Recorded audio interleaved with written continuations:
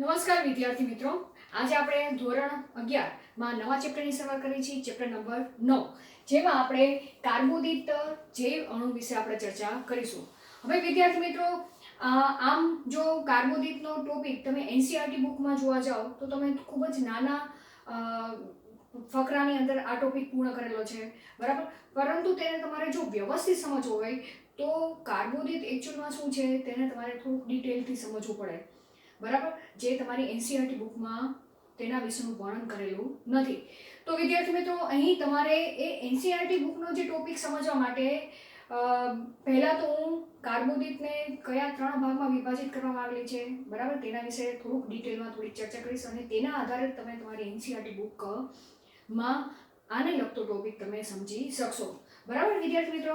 તો ચલો, કાર્બોદિત એક કેવો છે, બૃહદ જૈવિક અણુ છે, બરાબર, કે જે નાના નાના ઘટકોનો બનેલો જોવા મળે છે.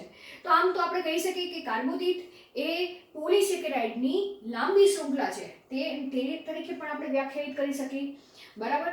પરંતુ એ પોલિસેકેરાઇડ સમજતા પહેલા તો મારે તમને પહેલા કાર્બોદિતને 3 ભાગમાં વિભાજિત કરવામાં આવેલી છે, બરાબર, તેના વિશે ચર્ચા કરીશું, બરાબર. તો કાર્બોદિતને મોનોસેકેરાઇડ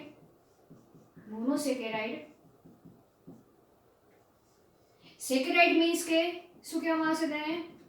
સેકેરાઇડનો મતલબ અહીં શર્કરા શબ્દ વાપરવામાં આવેલો છે, બરાબર. શું યાદ રાખવાનું છે? શર્કરા. પછી બીજા જૂથ તરીકે ડાયસેકેરાઇડ, સેકેરાઇડ અને પોલિસેકેરાઇડ.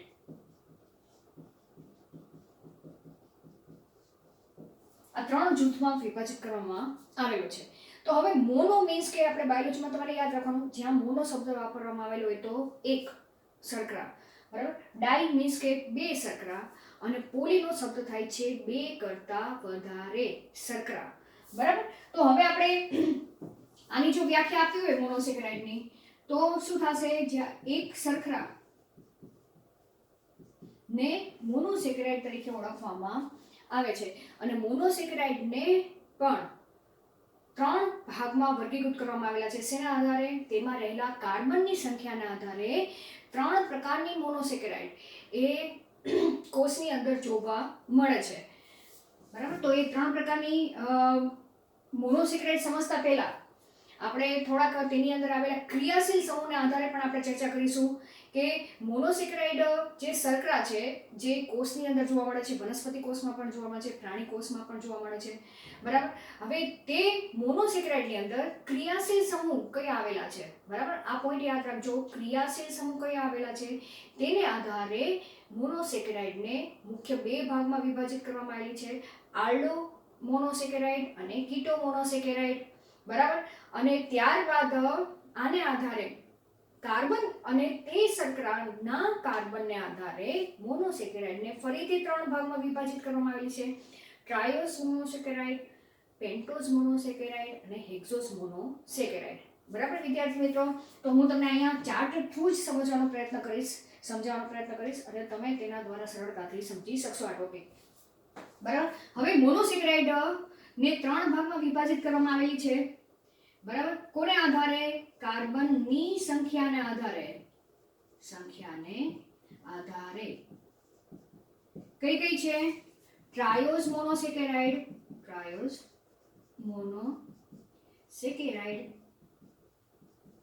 બરાબર. પછી આવશે પેન્ટોઝ મોનોસેકેરાઇડ,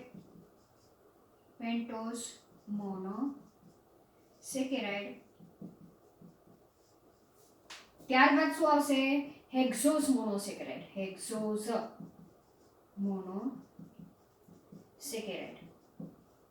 અહીંયા સુધી ખ્યાલ આવી ગયો વિદ્યાર્થી મિત્રો? હવે કાર્બનની સંખ્યાના આધારે મોનોસેકેરાઇડને 3 ભાગમાં વર્ગીકૃત કરવામાં આવેલી છે. ટ્રાયોસ મોનોસેકેરાઇડ એટલે શું? ટ્રાયોસ મતલબ કે 3 કાર્બન જે શર્કરાની અંદર હાજર હોય તેને ટ્રાયોસ મોનોસેકેરાઇડ તરીકે ઓળખવામાં આવે છે. તો બરાબર, તો ટ્રાયોસ મોનોસેકેરાઇડમાં કેટલા કાર્બન આવેલા છે? 3 કાર્બનની હાજરી જોવા મળે છે, બરાબર, આ ટ્રાયોસ મોનોસેકેરાઇડમાં. આની અંદર પેન્ટોઝ મતલબ શું થશે? 5 કાર્બનની હાજરી જોવા મળે છે, 5 કાર્બનની હાજરી જોવા મળે છે આની અંદર, અને હેક્ઝોસ મીન્સ કે 6 કાર્બનની હાજરી જોવા મળે છે. બરાબર વિદ્યાર્થી મિત્રો, આ પોઈન્ટ તમને ખાસ આગળના ચેપ્ટરમાં પણ યુઝ થશે, એટલે આ ટોપિક તો તમારે બરાબર વ્યવસ્થિત સમજવાનો પ્રયત્ન કરવાનો. હવે વાત આવી કે ટ્રાયોસ મોનોસેકેરાઇડ પણ ફરીથી બે પ્રકારની જોવા મળે છે, કે અમુક ટ્રાયોસ મોનોસેકેરાઇડમાં ક્રિયાશીલ સમૂહ તરીકે કાર્બોક્સિલ સમૂહની હાજરી જોવા મળે છે. અમુક ટ્રાયોસ મોનોસેકેરાઇડ તરીકે તેની અંદર ક્રિયાશીલ સમૂહ તરીકે કીટો ગ્રુપની હાજરી જોવા મળે છે, અને તેને આધારે ટ્રાયોસ મોનોસેકેરાઇડને ફરીથી બે ભાગમાં વિભાજિત કરેલી છે, આલ્ડો ટ્રાયોસ શર્કરા અને કીટો ટ્રાયોસ શર્કરા. બરાબર, કઈ કઈ આવશે? આલ્ડો ટ્રાયોસ શર્કરા અને આવશે કીટો ટ્રાયોસ શર્કરા. બરાબર વિદ્યાર્થી મિત્રો, શું યાદ રાખવાનું છે?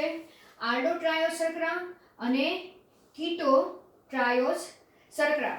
તો આના ઉદાહરણ તરીકે આપણે જે આગળના ચેપ્ટરમાં ચર્ચા કરી ગયા હતા, ખાસ કરીને કે આગળ આપણે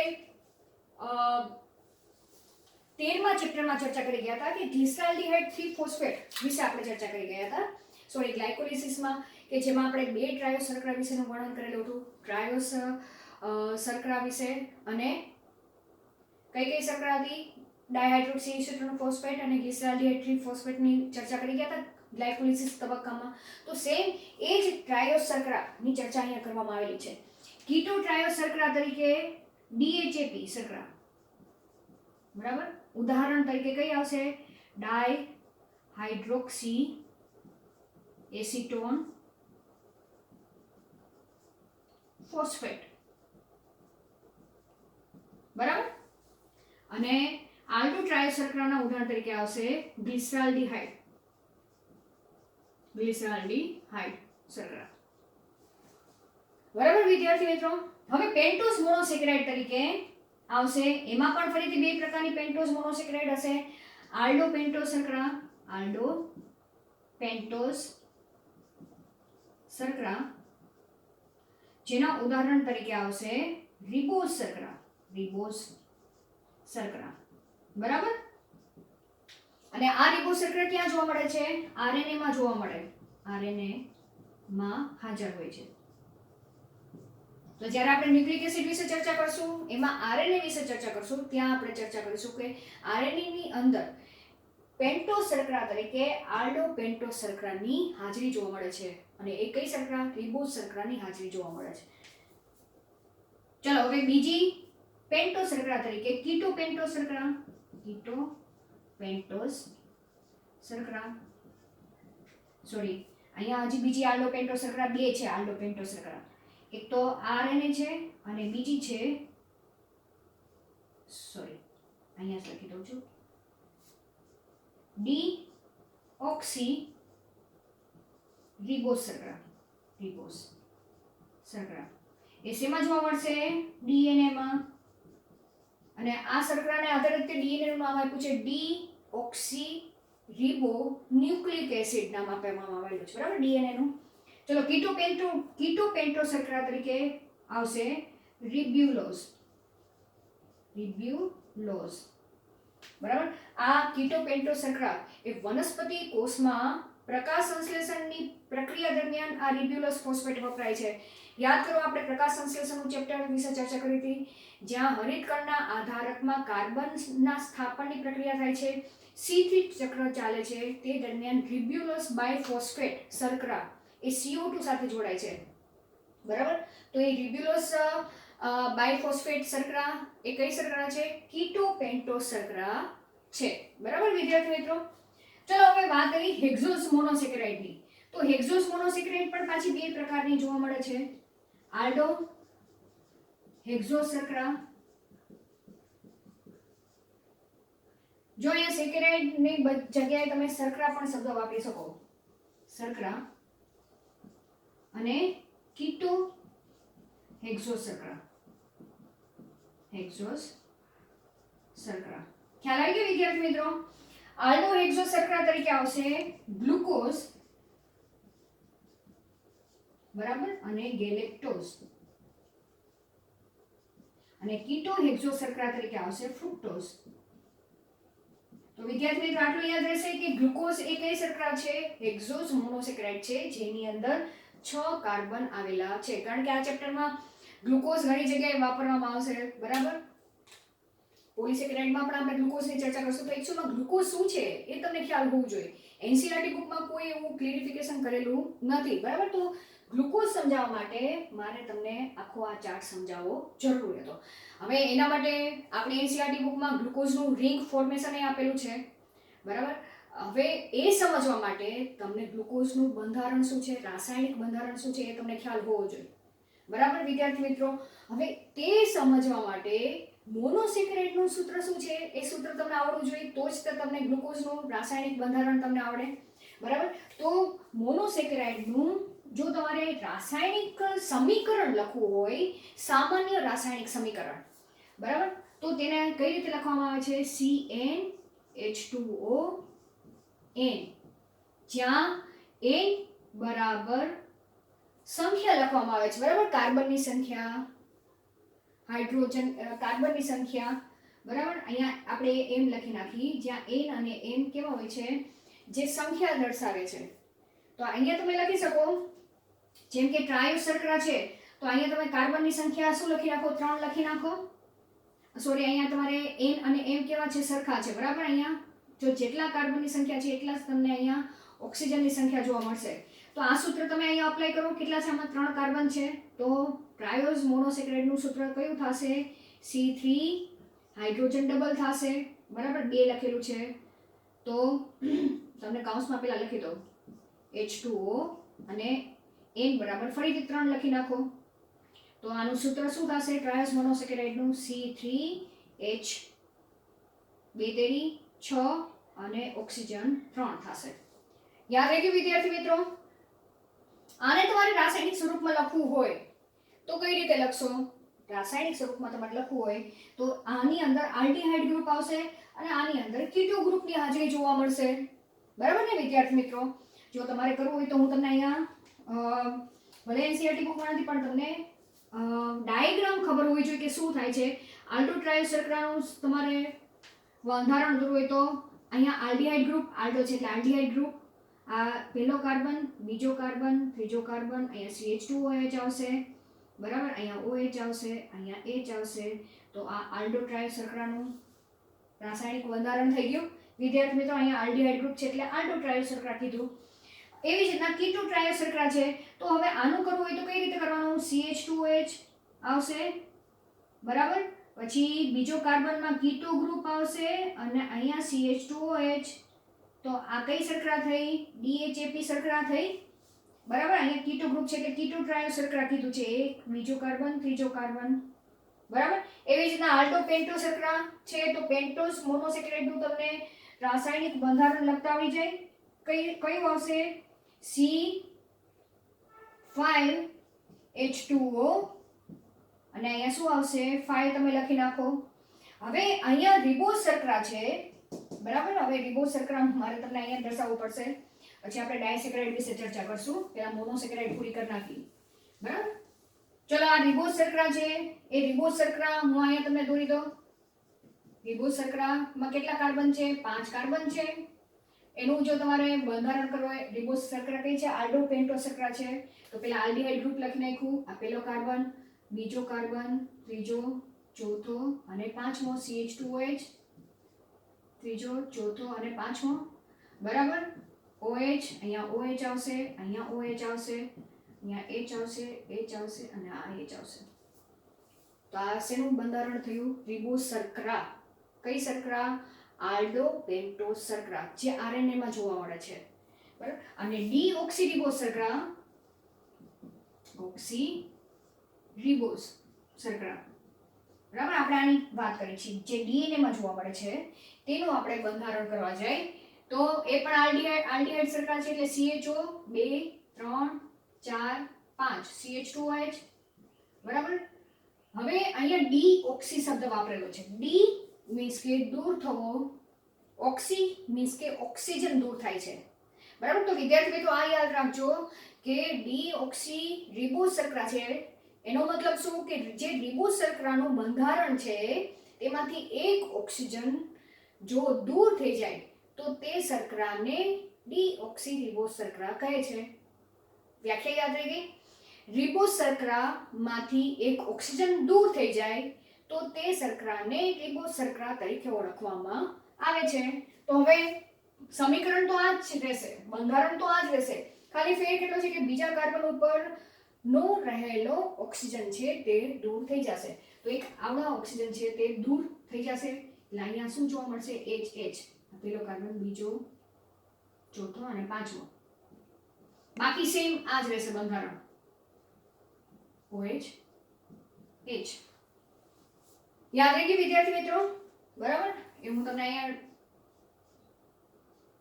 એક ખાલી બીજા કાર્બન ઉપર રહેલો ઓક્સિજન દૂર થઈ ગયેલો છે ડીઓક્સી રિબોઝમાં.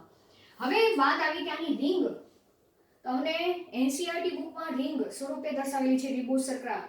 તમે એનસીઈઆરટી બુકમાં ચેપ્ટર નંબર 9 માં 9.1 માં જે બધી આકૃતિ આપેલી છે તેની અંદર રિબોઝ શર્કરાને રિંગ સ્વરૂપમાં દર્શાવવામાં આવેલી છે. બરાબર?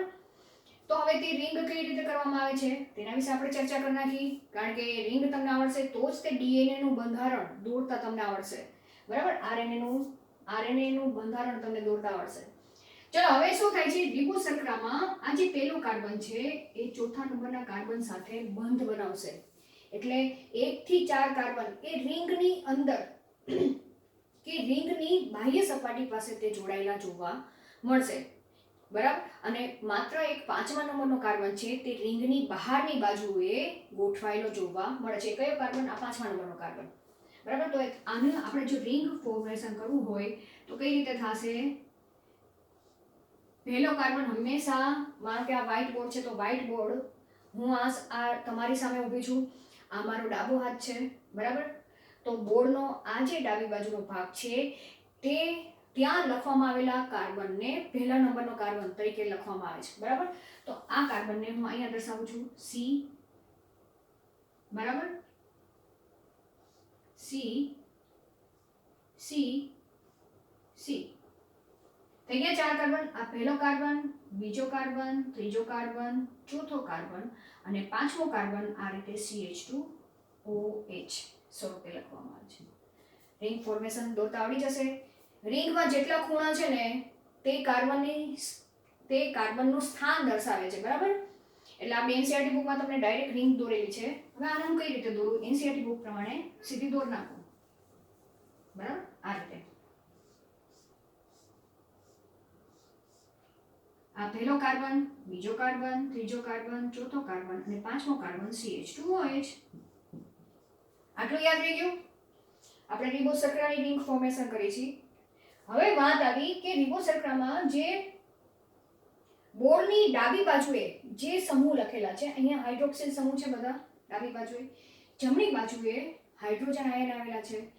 તો બંધારણમાં ડાબી બાજુએ જે પણ કોઈ સમૂહ હોય તેને રિંગની બહારની બાજુએ દર્શાવવામાં આવે છે અને જમણી બાજુએ છે તેને રિંગની અંદરની બાજુએ દર્શાવવામાં આવે છે. તો કઈ રીતે આવશે? અહીંયા પહેલા કાર્બન ઉપર અહીંયા OH, બીજા કાર્બનનો OH અહીંયા રિંગની બહાર, ત્રીજા કાર્બનનો OH રિંગની બહાર, H ક્યાં આવશે? રિંગની અંદર દર્શાવવામાં આવે. બરાબર? ચોથા કાર્બનનો OH અહીંયા આવશે અને H અહીંયા આવશે. ખ્યાલ આવી ગયો વિદ્યાર્થી મિત્રો? બરાબર? તો આ શેનું બંધારણ થયું? રિબોઝનું બંધારણ થયું. 1-2 વખત દોરશો એટલે તમને આવડી જ જશે. એવી જ રીતના ડીઓક્સી રિબોઝનું તમારે બંધારણ કરવું હોય તો અહીંયા પણ પહેલો નંબરનો કાર્બન ચોથા નંબરના કાર્બન સાથે બંધ બનાવશે. એટલે 1 થી 4 કાર્બન રિંગની અંદર જોડાયેલા રહેશે અને 5મો કાર્બન રિંગની બહાર જોડાયેલો જોવા મળે છે. તો સેમ આવું જ બંધારણ અહીંયા થશે ડીઓક્સી રિબોઝનું બંધારણ. પહેલો કાર્બન અહીંયાથી ચાલુ થશે, બીજો, ત્રીજો કાર્બન, ચોથો કાર્બન અને 5મો કાર્બન CH2OH. હવે અહીંયા પણ સેમ આ જ રીતે થશે પણ અહીંયા શું આવશે? H આવશે. અહીંયા પણ બીજા કાર્બન અહીંયા OH આવશે બરાબર? અને અહીંયા બીજા કાર્બન ઉપર શું આવશે? અહીંયા H આવશે. અંદરની બાજુએ પણ શું લખવામાં આવશે? H આવશે. અહીંયા OH આવશે અને અંદર H લખવામાં આવશે, ફરીથી અહીંયા OH લખવામાં આવશે. તો વિદ્યાર્થી મિત્રો અહીંયા તમને ખબર પડી કે ડીઓક્સીરિબોઝમાં બંધારણ કયું છે? ફેર. ડીઓક્સી અને રિબોઝ શર્કરામાં ફેર એટલું જ જોવા મળે છે કે ડીઓક્સીરિબોઝ શર્કરાના બીજા નંબરના કાર્બન પાસે હાઇડ્રોજન છે અને ત્રીજા નંબરના કાર્બન પાસે હાઇડ્રોક્સિલ સમૂહ છે. રિબોઝ શર્કરામાં બીજા અને ત્રીજા બંને કાર્બનના હાઇડ્રોક્સિલ સમૂહ રિંગની બહાર જોવા મળે છે. બરાબર, તો આ તમારે ખાસ બીજા પોઈન્ટ માટે પણ તમારે પેન્ટોઝ શર્કરા તમને યાદ હોવી જોઈએ. એટલે મેં તમને રિંગ સ્ટ્રક્ચર બનાવતા શીખવાડી દીધું. હવે વાત આવી હેક્ઝોસ મોનોસેકેરાઇડની. બરાબર, કઈ શર્કરા આપણે ચર્ચા કરશું? હેક્ઝોસ મોનોસેકેરાઇડ, જેના ઉદાહરણ તરીકે ગ્લુકોઝ અને ગેલેક્ટોઝ છે. ગ્લુકોઝ અને ગેલેક્ટોઝ કેવી શર્કરા છે? આલ્ડો હેક્ઝોસ શર્કરા છે. બરાબર, હવે વિદ્યાર્થી મિત્રો તમને ખ્યાલ આવે કે ગ્લુકોઝ ક્યાંથી આવે છે? તો તમે જે પાચનની ક્રિયા કરો છો, પાચનની અંતે કાર્બોદિત એ ગ્લુકોઝમાં રૂપાંતર થયેલો જોવા મળે છે નાના આંતરડામાં. એ તો તમને ખ્યાલ છે. બરાબર, અને તે ગ્લુકોઝનું શું થાય છે? શ્વસનની પ્રક્રિયામાં દાખલ થાય છે. એટલે ગ્લુકોઝનું કોષીય શ્વસનની પ્રક્રિયા થાય છે અને તેમાંથી ઊર્જા મુક્ત થાય છે. તે ઊર્જાનો ઉપયોગ આપણે કરી છીએ ને જેની મદદથી આપણે જે તે કાર્ય આપણી પોતાની દેહધાર્મિક પ્રક્રિયા કરી શકીએ છીએ. બરાબર, 14મા ચેપ્ટર પ્રમાણે. એવી જ રીતના ગેલેક્ટોઝ છે. ગેલેક્ટોઝ પણ શર્કરા છે. બરાબર, ફ્રુક્ટોઝ છે. તો ફ્રુક્ટોઝ તમને ક્યાં જોવા મળે છે? ફળોના રસમાં જોવા મળે છે. એવી જ રીતના દૂધમાં કેસીન રહેલું છે. બરાબર, એની અંદર જે શર્કરા રહેલી છે એ શર્કરા એ કોનું કોમ્પોનન્ટ છે? લેક્ટોઝ શર્કરા રહે છે દૂધમાં. બરાબર, કેઝિન પ્રોટીન રહેલું છે દૂધની અંદર અને લેક્ટોઝ શર્કરા દૂધની અંદર હાજર હોય છે. જ્યારે આપણે દૂધ પીવી છીએ ત્યારે દૂધનું પાચન થાય છે તો તેમાંથી ગ્લુકોઝ અને ગેલેક્ટોઝ શર્કરા છૂટી પડે છે લેક્ટોઝમાંથી. બરાબર વિદ્યાર્થી મિત્રો, અમે તમને ઇમ્પોર્ટન્ટ સમજાવી દીધું. હવે આપણે તેનું બંધારણ તમને ખ્યાલ હોવું જોઈએ. તો હવે તમને આનું સમીકરણ રીતે યાદ હોવું જોઈએ. સમીકરણ આ સૂત્ર પ્રમાણે લખી નાખો. કાર્બનની સંખ્યા કેટલી છે? 6 છે. તો અહીંયા 6 લખી નાખો, અહીંયા 6 લખી નાખો. તો આનું સૂત્ર શું થશે? C6H12O6 થશે. આ સમીકરણ તમને ખાસ યાદ હોવું જોઈએ. બરાબર, કોનું સમીકરણ છે? હેક્ઝોસ મોનોસેકેરાઇડનું. હવે એની આપણે તમને બંધારણ દોરતા શીખડાવી દઉં. એના ઉપરથી રિંગ, તમને ગ્લુકોઝની રિંગ તમને આવડવી જોઈએ. બરાબર, તે બનાવતા તમને શીખડાવી દઉં. ચલો, આલ્ડો હેક્ઝોસ શર્કરા છે તો સેમ તમને ખબર હોવી જોઈએ. પેલો કાર્બન આલ્ડીહાઇડ ગ્રુપ ધરાવતો. 6 કાર્બન દોરી નાખો. 2 3 4 5 6 CH2OH અહીંયા. બરાબર, પહેલા આપણે ગ્લુકોઝનું બંધારણ કરી છીએ. ગ્લુકોઝના બંધારણમાં અહીં OH, અહીંયા H આવશે, અહીંયા OH આવશે, OH H H OH અને H. 2 3 4 5 અને 6 કાર્બન. બરાબર વિદ્યાર્થી મિત્રો, તો અહીંયા તમારે શું યાદ રાખવાનું ગ્લુકોઝના બંધારણમાં? કે તેના ત્રીજા નંબરના કાર્બન ઉપર હાઇડ્રોજન અને હાઇડ્રોક્સિલ સમૂહની ગોઠવણી અલગ જોવા મળે છે. ફ્રુક્ટોઝનું બંધારણ પર નાખો. ફ્રુક્ટોઝ કેવી શર્કરા છે? કીટો શર્કરા. તો તમારે કીટો શર્કરા કેવી રીતે કરવાની? CH2OH. બીજા કાર્બન ઉપર હંમેશા કીટો ગ્રુપ આવશે. ત્રીજો, ચોથો, પાંચમો અને છઠ્ઠો CH2OH. બાકીનું ગોઠવણી હાઇડ્રોજન અને ઓક્સિજનની ગોઠવણી સેમ આની ગ્લુકોઝ જેવી જ આવશે. આ ગ્લુકોઝ છે. બરાબર, ચલો ત્રીજા નંબરના કાર્બન ઉપર અહીંયા OH છે. OH OH H H OH. આ શું છે? ફ્રુક્ટોઝ.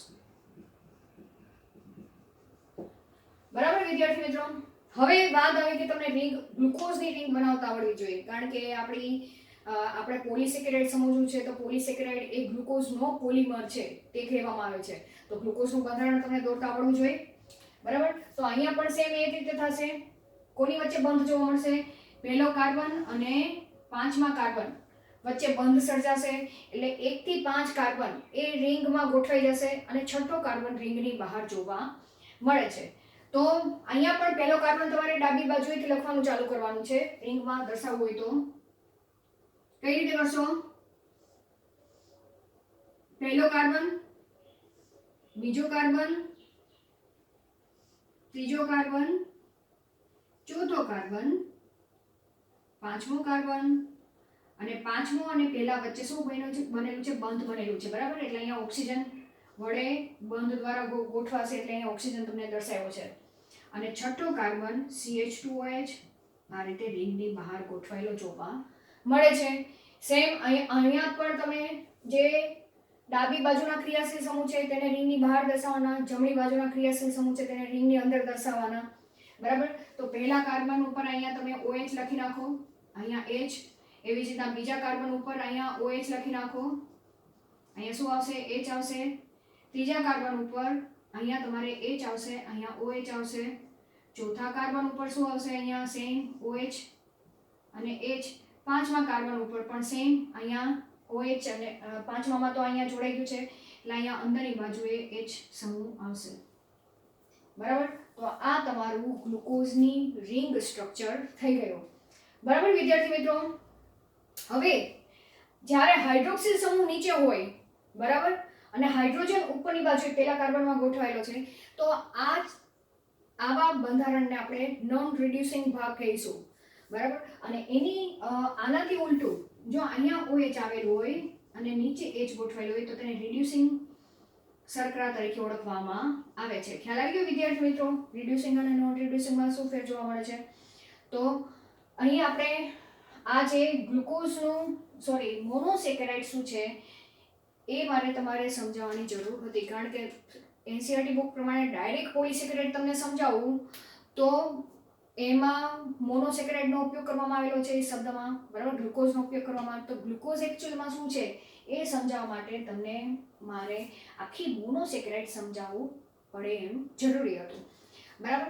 હવે હું તમને ડાયસેકેરાઇડ વિશે થોડી ચર્ચા કરીશ જે તમને કેમિસ્ટ્રીમાં પણ યુઝ થશે. બરાબર. અને છેલ્લે પોલિસેકેરાઇડ જે આપણી NCERT બુકમાં આપેલા છે તેના વિશે ચર્ચા કરીશું. બરાબર. તો અહીં ગ્લુકોઝ વચ્ચે કઈ રીતે બંધ બને છે, કયો બંધ બને છે, ગ્લાયકોસિલિક બંધ બને છે, કઈ રીતે બને છે તેના વિશે આપણે થોડીક ચર્ચા નેક્સ્ટ લેક્ચરમાં કરીશું. Thank you very much.